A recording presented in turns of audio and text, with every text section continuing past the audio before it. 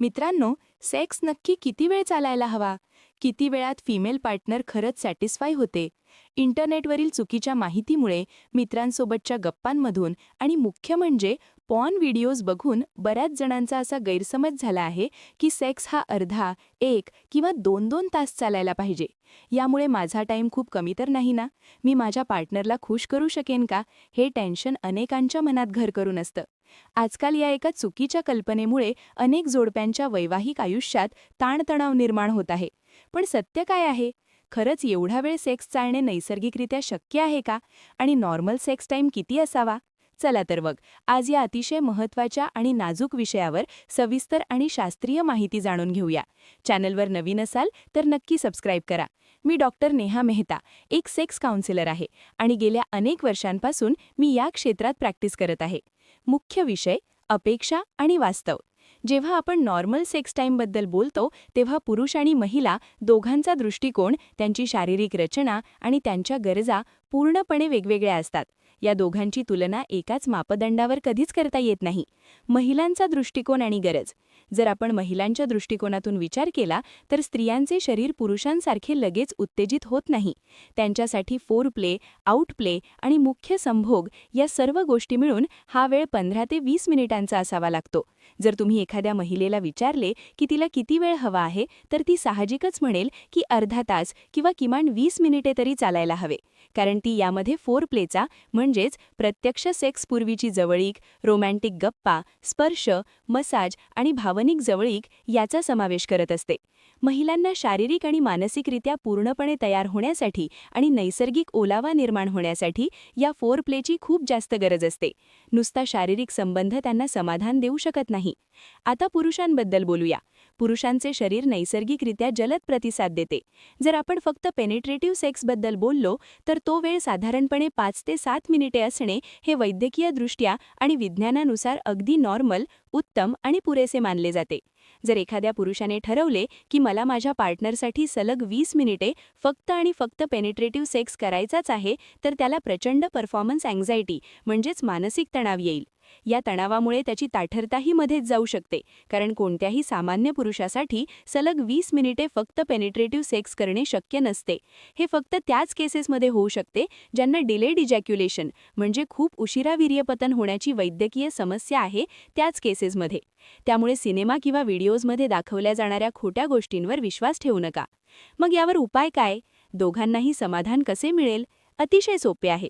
जर तुम्ही प्रत्यक्ष पेनिट्रेटिव्ह सेक्स 5 ते 7 मिनिटे करत आहात, पण त्याआधी किमान 10 ते 15 मिनिटे भरपूर फोर प्ले करत आहात, तर तुम्ही खऱ्या अर्थाने एक चांगला आणि दर्जेदार सेक्स एन्जॉय करत आहात.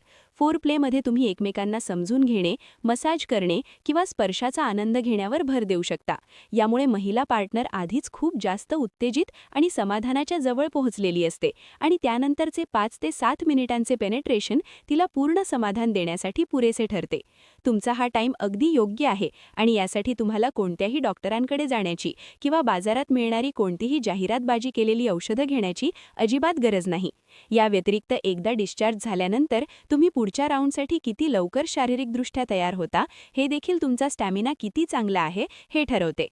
पण आता लक्ष देऊ नये का? तुम्हाला डॉक्टरांकडे जाण्याची गरज नक्की कधी असते हे ओळखणे खूप गरजेचे आहे. एक शीघ्र पतन. जर तुम्ही भरपूर फोर प्ले केला आहे, सर्व पूर्वतयारी झाली आहे, पण तरीही पेनिट्रेशन करताच म्हणजेच योनीमध्ये प्रवेश करताच काही सेकंदात किंवा फक्त 1 ते 1.5 मिनिटातच तुमचे डिस्चार्ज म्हणजे वीर्यपतन होत असेल आणि यावर तुमचे कोणतेही नियंत्रण नसेल, तर ही चिंतेची बाब आहे. याला शीघ्र पतन म्हणतात. किंवा जर फोर प्ले दरम्यानच तुमचे इरेक्शन म्हणजे ताठरता पूर्णपणे निघून जात असेल किंवा फोर प्ले करतानाच तुमचे इरेक्शन पूर्णपणे निघून जात असेल आणि प्रत्यक्ष संबंधांसाठी ताठरता टिकत नसेल, तर ही इरेक्टाईल डिस्फंक्शनची समस्या असू शकते. जर तुम्हाला यापैकी काहीही जाणवत असेल आणि यामुळे तुमच्या नात्यात दुरावा येत असेल, तर कृपया इकडे तिकडे चुकीच्या सल्ल्यांच्या किंवा रस्त्यावर तंबू लावून बसलेल्या भोंडूबाबांच्या मागे धावू नका. इंटरनेटवर मिळणारी कोणतीही जालिम औषधं स्वतःच्या मनाने घेऊ नका. यामुळे तुमच्या तुमच्या शरीराचे कायमस्वरूपी नुकसान होऊ शकते. या समस्यांवर मात करण्यासाठी आणि सेक्स लाईफ अधिक चांगली, आनंददायी करण्यासाठी तुम्ही रोजच्या आयुष्यात काही नैसर्गिक गोष्टी करू शकता. मानसिक ताण आणि चिंता कमी करा. सेक्स करताना मी किती वेळ टिकेन, माझा पार्टनर माझ्याबद्दल काय विचार करेल, हा विचार पूर्णपणे बाजूला ठेवा. भविष्याचा किंवा भूतकाळाचा विचार न करता फक्त त्या क्षणाचा आनंद घेण्यावर आणि पार्टनरच्या स्पर्शावर लक्ष केंद्रित करा. फोरप्लेला सर्वाधिक महत्त्व द्या. प्रत्यक्ष सेक्सपेक्षा फोरप्लेला जास्त वेळ द्या. यामुळे पार्टनरचे समाधान तर होतच, पण तुमचाही स्टॅमिना टिकून राहतो आणि दोघांमधील भावनिक जवळीक वाढते. हेल्दी लाईफस्टाईल आणि व्यायाम. सिगरेट, दारू यांसारख्या व्यसनांपासून दूर राहा. पुरेशी 7 ते 8 तासांची झोप घ्या आणि आहारात ड्राय फ्रूट्स, फळे, मोड आलेली कडधान्य आणि पालेभाज्यांचा समावेश करा. नियमित व्यायाम करा. कीगल एक्सरसाइजमुळे पुरुषांना त्यांचा टाईम वाढवण्यास आणि ताठरता टिकवून ठेवण्यास खूप जास्त मदत होते. संवाद साधा. तुमच्या पार्टनरसोबत तुमच्या भावना आणि गरजांबद्दल मोकळेपणाने बोला. एकमेकांना काय आवडते आणि काय नाही हे समजून घेणे खूप फायद्याचे ठरते. जर या सगळ्या गोष्टी करूनही तुमची समस्या वारंवार येत असेल तर अजिबात लाज वाटून घेऊ नका. एका चांगल्या सेक्सोलॉजिस्टचा सल्ला घ्या. आवश्यक ब्लड टेस्ट करा आणि योग्य वैद्यकीय उपचार सुरू करा. विज्ञानाने खूप प्रगती केली आहे आणि या समस्या पूर्णपणे बऱ्या होऊ शकतात. फक्त एका योग्य मार्गदर्शनाची गरज असते. आजचा हा अतिशय महत्त्वाचा व्हिडिओ तुम्हाला कसा वाटला हे मला कमेंट करून नक्की सांगा. जर तुम्हाला हा व्हिडिओ माहितीपूर्ण वाटला असेल आणि तुमच्या ज्ञानात भर पडली असेल तर लाईक करा आणि तुमच्या मित्रांसोबत किंवा पार्टनरसोबत नक्की शेअर करा. चॅनलवर नवीन असाल तर सबस्क्राईब करायला विसरू नका आणि बेल आयकॉन दाबा. अशाच महत्त्वपूर्ण माहितीसाठी आमच्याशी जोडलेले रहा. धन्यवाद.